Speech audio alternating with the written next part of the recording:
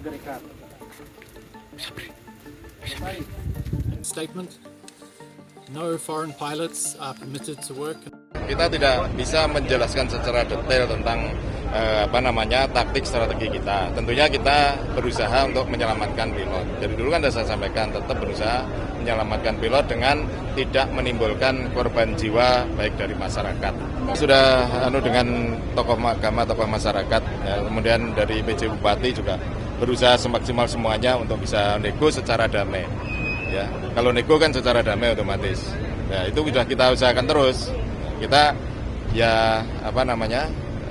hormati tokoh agama, tokoh masyarakat yang akan berusaha untuk menyelesaikan secara damai tersebut, dan mereka juga tidak berharap terjadi kontak tembak antara TNI Polri untuk menyelamatkan itu. Ya, kita penuhi, coba ini kita temui.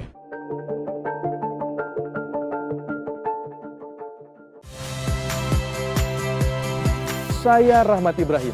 Saksikan program-program Kompas TV melalui siaran digital, pay TV, dan media streaming lainnya.